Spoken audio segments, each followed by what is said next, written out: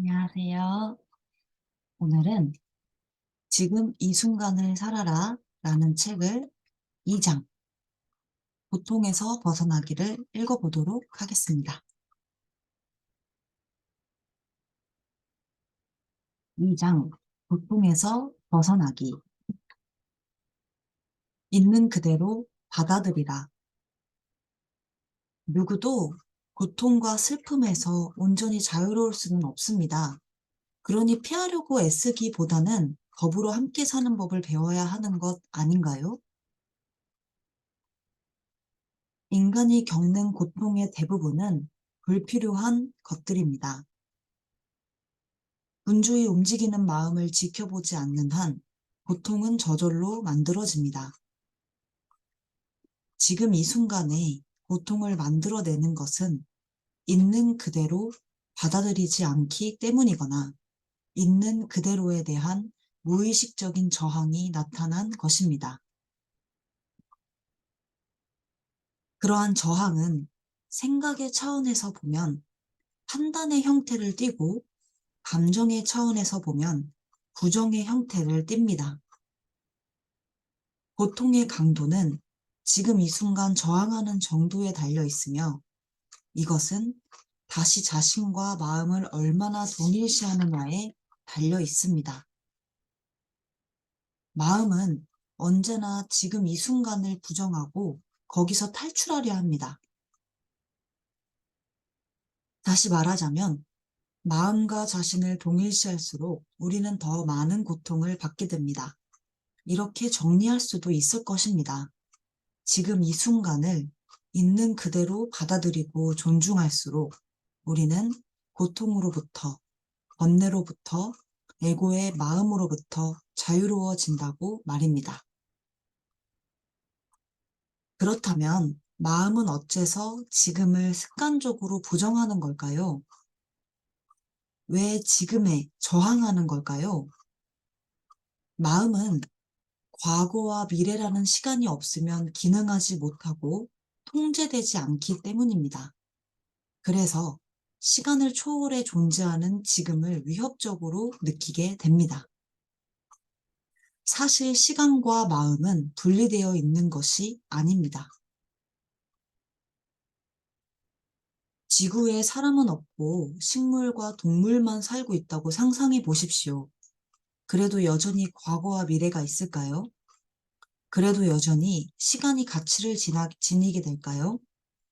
거기에서는 지금 몇 시야? 라든가 오늘이 며칠이야? 라는 질문이 아무런 의미도 지니지 못할 것입니다. 그런 질문을 받으면 떡갈나무나 독수리는 어리둥절해하며 되물을 겁니다. 시간이라고? 그리고 답할 것입니다. 글쎄, 말할 것도 없이 지금이지 뭐. 시간은 지금이야. 달리 뭐가 있겠어? 그렇습니다.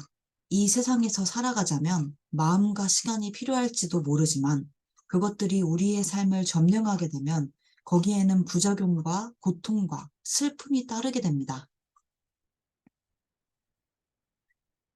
마음은 자신이 지배자로 남기 위해서 지금 이 순간을 과거와 미래로 덮어버리려고 합니다. 그래서 지금 이 순간과 분리될 수 없는 무한히 창조적인 존재의 잠재력과 생명력은 시간에 의해 가려지게 되고 우리의 진정한 본성은 마음에 의해 흐려지게 됩니다. 인간의 마음 속에는 시간의 무거운 짐이 끊임없이 축적되어 왔습니다. 저마다 무거운 짐을 짊어진 채 고통받고 있습니다. 그러면서도 그들은 소중한 지금 이 순간을 무시하고 부정합니다. 마음속에만 존재하며 실체하지 않는 미래에 도달하기 위한 수단으로 지금을 축소해 버리면서 매번 그 짐을 더욱 무겁게 하고 있습니다. 집단이나 개개인의 마음이 만들어내고 쌓을 뿐인 시간 속에는 과거에 기인하는 엄청난 양의 고통이 잔재로 남아 있습니다. 자신과 다른 사람들에게 더 이상 고통을 주고 싶지 않다면 과거에 받은 고통의 찌꺼기를 당신 안에 차곡차곡 쌓아두고 싶지 않다면 더 이상 시간을 창조하지 마십시오. 실생활에 필요한 경우에만 사용하도록 하십시오. 어떻게 하면 시간을 만들어내지 않을 수 있을까요? 현재의 순간만이 내가 갖고 있는 전부라는 것을 깊이 인식하십시오. 지금 이 순간을 삶의 구심점으로 삼으십시오. 시간 속에 살면서 가끔씩만 지금 이 순간을 들르는 것이 아니라 지금 이 순간에 살면서 실제로 필요한 경우에만 과거와 미래를 잠깐씩 방문하도록 하십시오. 현재의 순간에게 항상 네 라고 말하십시오. 그러한 상황에 저항하는 것보다 무익하고 어리석은 태도가 있을까요? 삶은 항상 지금이 있을 뿐인데도 그러한 삶 자체에 반대하는 것보다 더 미친 짓이 있을까요? 있는 그대로 내맡기십시오. 삶에게 네 라고 말하십시오. 그제야 삶은 당신을 거역하지 않고 당신을 향해 움직이기 시작할 것입니다.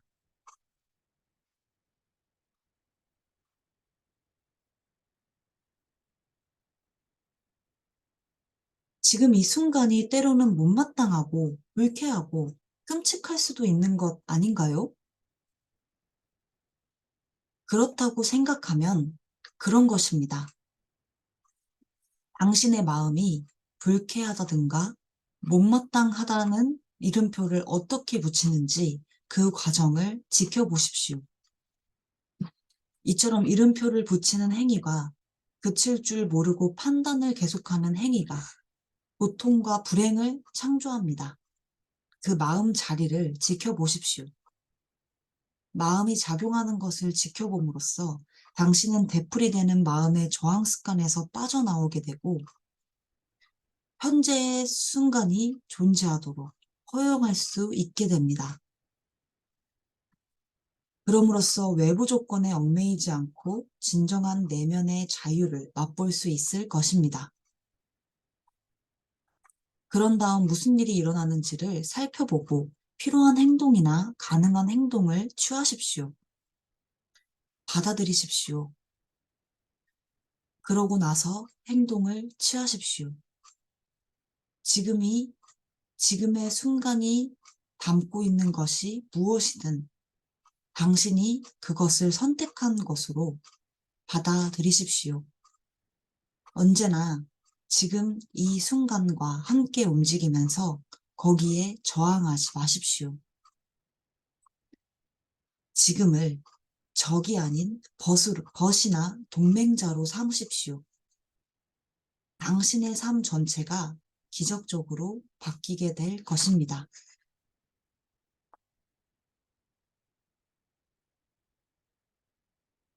과거에 집착하지 말라. 지금의 힘에 접속되지 않으면 당신이 경험하는 모든 감정적인 고통은 그 찌꺼기를 남기게 됩니다. 그것은 이미 자리하고 있는 과거에 기인하는 고통과 합쳐져서 마음과 몸속에 자리 잡게 됩니다. 물론 이런 고통의 찌꺼기들 속에는 당신이 어린 시절 세상에 대해 무지했기 때문에 당한 고통도 들어 있습니다. 이렇게 축적된 고통은 부정적인 에너지장으로서 당신의 몸과 마음을 점령하게 됩니다. 당신이 만약 이러한 부정적인 에너지장을 자기 나름대로의 권리를 지닌 보이지 않는 실체로 바라볼 수 있다면 진실에 아주 가깝게 접근한 것입니다. 감정적인 억장은 활동 상태에 있기도 하지만 잠복된 상태로 남아있기도 합니다. 대개 시간의 90% 정도는 잠복 상태로 남아 있습니다. 그러나 심한 불행에 빠진 사람에게서는 100%로 활동할 수도 있습니다. 거의 전적으로 업장을 통해 살아가는 사람이 있는가 하면 배반이나 상실, 버림받음 같은 특정한 상황 속에서만 업장을 경험하는 사람도 있습니다. 업장은 무엇에든지 자극을 받아 다시 살아날 수 있습니다. 과거의 상처를 건드릴 때는 특히 더 그렇습니다. 잠복 단계에서 깨어날 준비가 되어 있을 때 업장은 문득 떠오르는 생각이나 가까운 누군가가 무심코 하는 말에도 활성화될 수 있습니다. 어떤 업장은 계속해서 투정을 멈추지 않는 아이처럼 때로는 불편하지만 별로 해가 되지 않는 경우도 있습니다. 하지만 어떤 경우는 사악하고 파괴적인 괴물이 되고 진짜 악마가 되기도 합니다. 육체적으로 해를 입힐 수도 있지만 그보다 감정적인 상처를 주는 경우가 더 많습니다.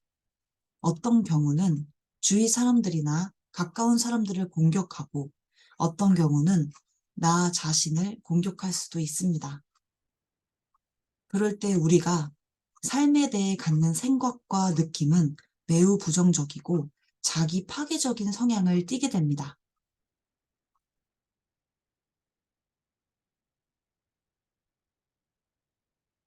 질병과 사고는 종종 이런 상태에서 일어납니다. 어떤 업장은 자기 주인을 자살로 몰고 가기도 합니다. 어떤 사람을 잘 안다고 생각했다가 갑작스럽게 이질적이고 험악한 모습을 보고는 깜짝 놀라는 경우가 있을 것입니다. 그러나 다른 사람들보다 당신 안에 있는 그런 모습을 관찰하는 것이 더 중요합니다. 당신 자신 안에서 업장을 불러일으킬 수 있는 어떤 징후가 있는지를 잘 살펴보십시오. 불안, 초조, 우울한 기분, 폭력성, 분노, 원망, 좌절, 인간관계를 복잡하게 만들려는 욕구 등 어떤 형태로든 업장이 잠복 상태에서 깨어나는 순간을 잘 포착하십시오. 업장은 마치 살아있는 생물처럼 살아남기 위해 애쓰지만 당신이 무의식적으로 되는 동안에만 살아갈 수 있습니다.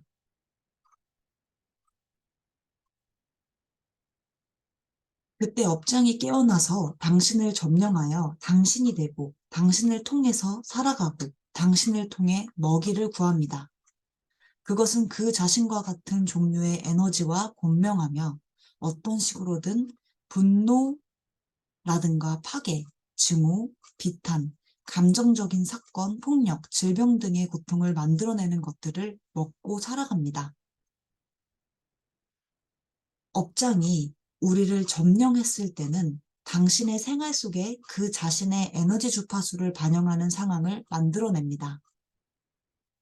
고통은 고통만을 먹고 살아갑니다.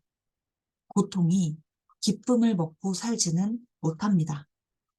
이질적인 것을 먹으면 소화가 안 되는 것은 당연한 거죠. 업장이 일단 당신을 점령하면 당신은 더 많은 고통을 원하게 됩니다. 당신은 그 희생자나 하수인이 되어 고통을 주거나 스스로 고통받고 싶어 하게 됩니다. 두 가지를 모두 원하기도 합니다. 사실 고통을 주는 것과 고통을 당하는 것은 별 차이가 없습니다. 물론 그것을 의식하지 못하기 때문에 자신은 고통을 원하지 않는다고 극구 부인하려 할 것입니다. 그러나 자신을 자세히 들여다보면 자신을 향한 것이든 남을 향한 것이든 고통을 계속해서 유지하려고 하는 경향이 있음을 알게 될 겁니다. 그 같은 상태를 분명히 알아차릴 때 고통은 용해되어 버릴 것입니다. 왜냐하면 더 많은 고통을 원하는 것은 미친 짓이며 아무도 의식적으로는 미쳐있지 않기 때문입니다. 에고가 들이우는 어두운 그림자인 업장은 의식의 빛을 두려워합니다. 그것은 자신의 정체가 탄로날까봐 겁을 먹고 있습니다. 업장은 우리가 거기에 무의식적으로 동화되어 있어야만 살 수 있습니다. 또한 우리가 고통과 대면하기를 무의식적으로 두려워하고 있을 때에만 살 수 있습니다. 따라서 고통을 당당히 마주보지 않는다면, 고통을 향해 의식의 빛을 비추지 않는다면 업장은 계속해서 다시 살아날 수밖에 없습니다.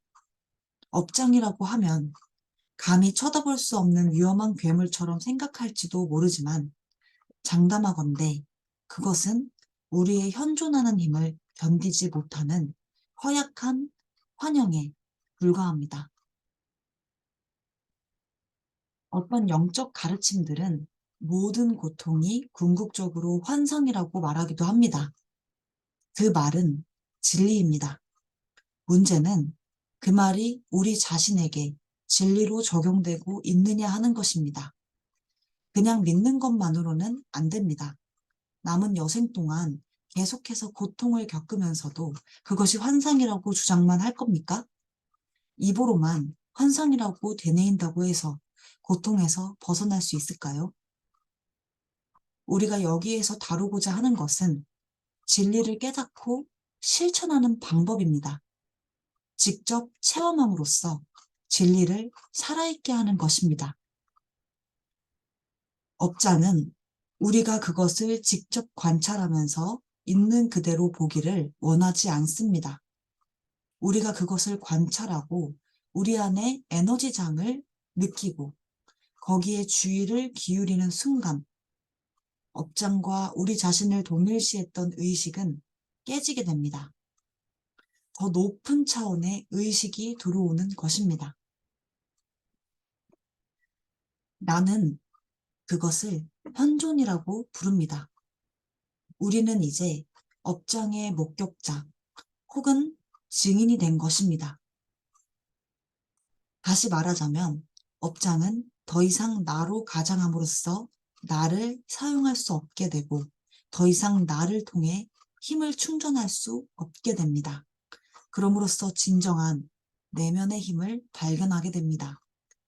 지금의 힘에 접속된 것입니다. 우리가 충분히 깨어 있어서 업장과 우리 자신을 동일시하는 의식이 깨지면 업장은 어떻게 될까요?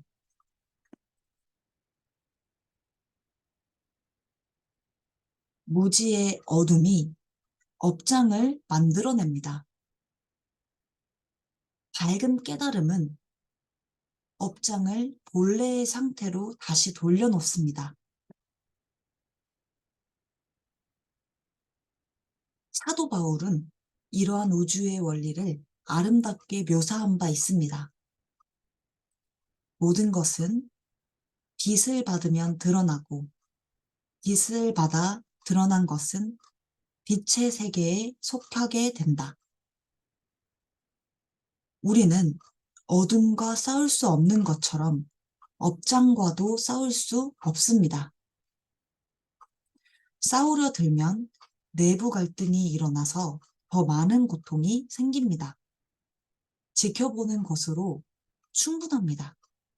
지켜본다는 것은 그 순간에 있는 그대로를 받아들인다는 뜻입니다. 업장은 우리의 전체 에너지장에서 분리되어 덫에 갇힌 생명 에너지이며 때가 되면 마음과 동화되는 과정을 통해 일시적으로나마 나름대로의 힘을 지니게 됩니다. 그것은 자신의 꼬리를 삼키려고 하는 동물처럼 제자리를 돌면서 생명을 거슬러 움직입니다. 당신은 우리의 문명이 생명을 파괴하는 쪽으로 흐르는 이유가 어디에 있다고 생각합니까? 생명을 파괴하는 힘 역시 생명 에너지라는 것을 알아야 합니다.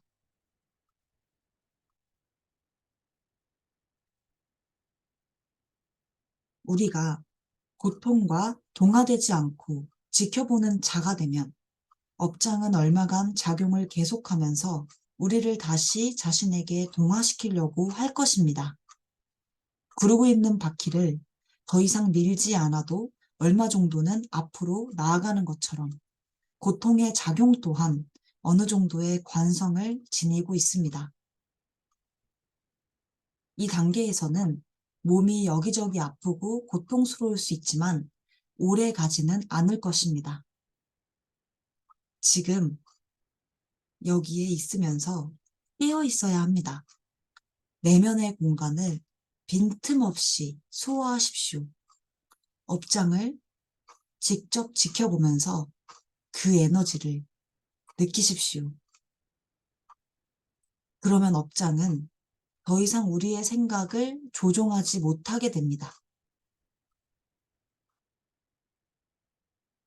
우리의 생각이 업장의 에너지장과 이어지게 되면 우리는 그 즉시 그것과 하나가 되고 그것을 먹여 살릴 생각의 에너지를 주게 됩니다. 예를 들어보죠. 분노가 업장의 에너지 진동을 주도하고 있다고 합시다. 당신은 누군가에게 화를 내면서 장차 그 자를 어떻게 할 것인지를 곰곰 생각할 겁니다. 그러면 당신은 무지의 어둠에 휩싸이게 되고 업장이 곧 당신이 됩니다.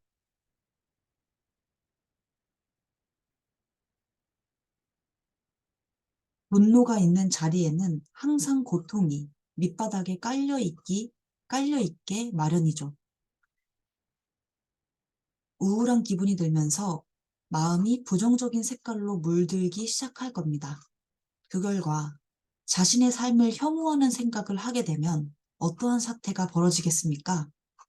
그 생각이 업장과 동조하게 되고 무지의 어둠에 휩싸인 나머지 업장의 공격을 받기 쉬워집니다.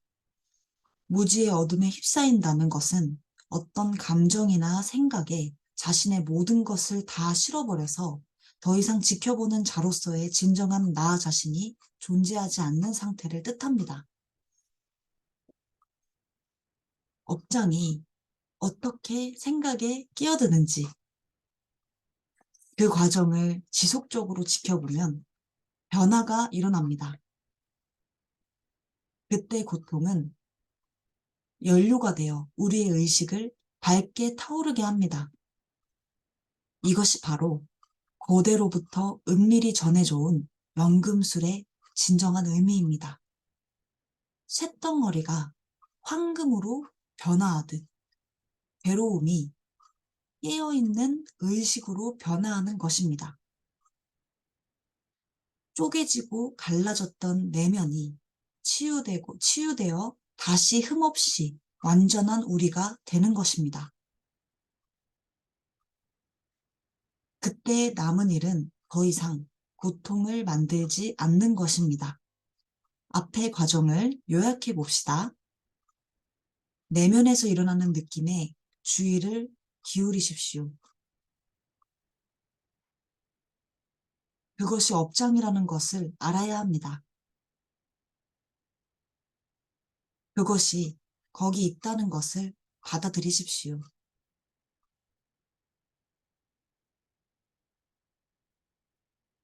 거기에 대해 생각하지 마십시오. 느낌을 생각으로 바꾸지 말고 판단하거나 분석하지도 마십시오. 그것을 당신 자신과 동일시하지 마십시오. 현재에 머물면서 계속해서 자신의 내면에서 일어나는 일을 지켜보십시오. 감정적인 고통이 일어나면 그것이 일어나고 있음을 알아차리고 지켜보는 자로, 침묵의 관찰자로 남아 있어야 합니다. 이것이 바로 지금의 힘입니다. 생생하게 깨어있는 의식의 힘입니다. 그러고 나서는 무슨 일이 일어나는지 알아차리십시오.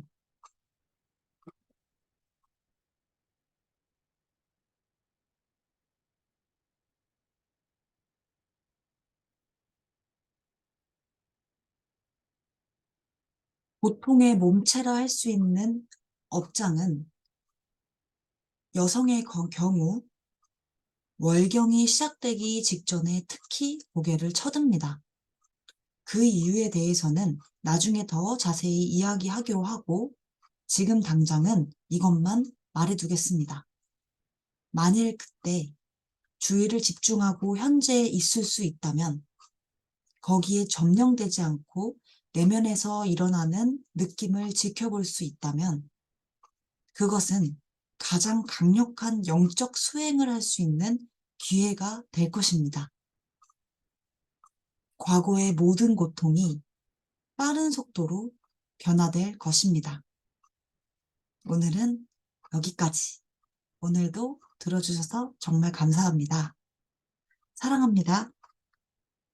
마지막으로 성공의 문을 여는 마스터키에 나오는 너무너무 좋은 자기 암시 문구 하나로 마무리해 볼게요. 나는 온전하고 완벽하고 튼튼하고 강하고 정답고 조화로우며 행복하다. 사랑합니다. 감사합니다.